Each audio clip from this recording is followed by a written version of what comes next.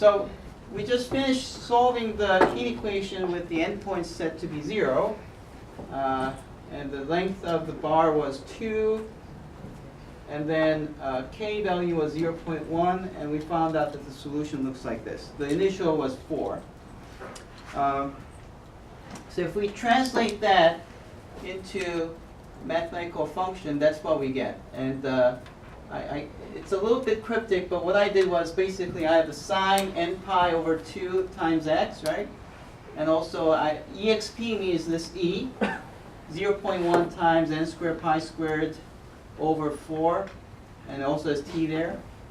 The only difference between this one and the thing on the computer is that I have n from 1 through 100, because I can't possibly add up infinitely many, so I truncate it at the 100 terms. Okay. Now let me show you how the function looks like. So let's put this in there, and let's look at the initial condition.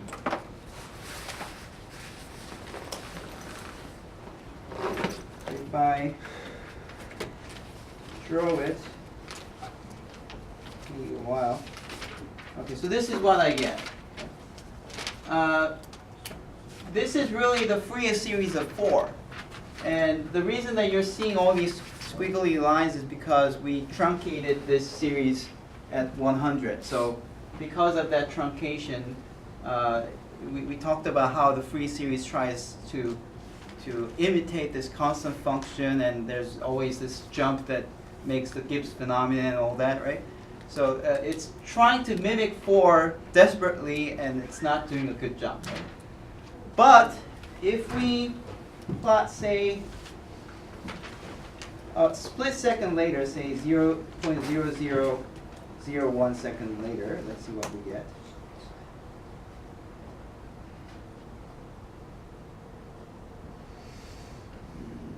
Okay, no, that's not what I wanted. Let's go for 1,000th of a second. That's what we get. All right, so now you see that the thing's very tame now, right? The reason is this equation, the exponential function, gets closer and closer to 0 if this value becomes larger. So if I increase the time, exponential function will make it smaller. So it has the effect of making the higher values of n to be smaller. So even if I cut at the 100th term, the rest is kind of ignorable. So it becomes a very good approximation to what I have. So now let's see. And it kind of makes sense, right? A split second after you touch the ice, the endpoints begin to drop to 0, right? But in the middle, it stays as 4, right? So that's what you're seeing. Let's see, what happens at 100th of a second? Oh, okay. So at 100th of a second, that's what you get. Still, you see that more temperatures at the end are falling to 0, but in the middle, it's almost 4, right?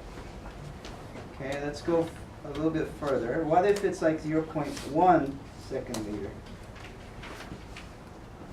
Okay, now more things came in, right? Yeah. So you can see that the temperature at the endpoints, which is 0, is making the endpoints fall, but in the middle, it's not falling as much. Right? What about 0.5? Half a second later. All right, and then 1 second later. Right? What's going to happen eventually?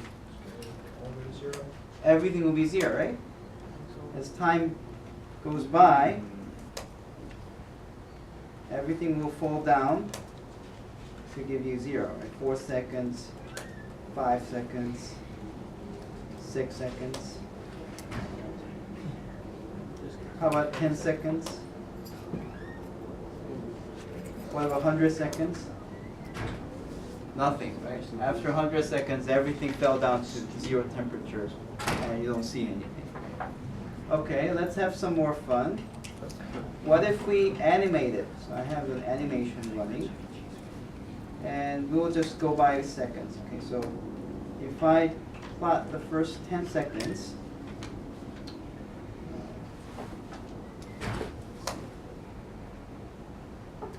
Here's what I have. Why is it playing? Maybe I should be doing this. Let's do this. Okay. So that's how it drops. So in the beginning, you have some higher temperature and it goes down. Right? Maybe I should do 0.5 steps.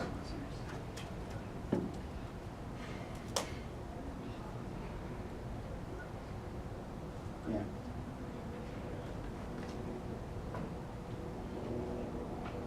So that's the solution with initial 4 and touching the ice at the endpoints and gradually dropping that. Okay. And you can see that you can do more simulations like this.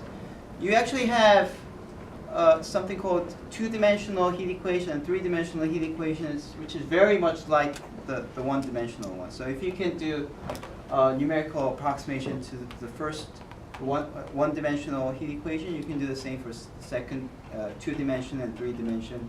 And it's actually useful. You can use it to figure out what happens to the heat distribution in a room or some material. And that it actually has uses in industry. Could you, Peter, let's go. Could you? Sorry.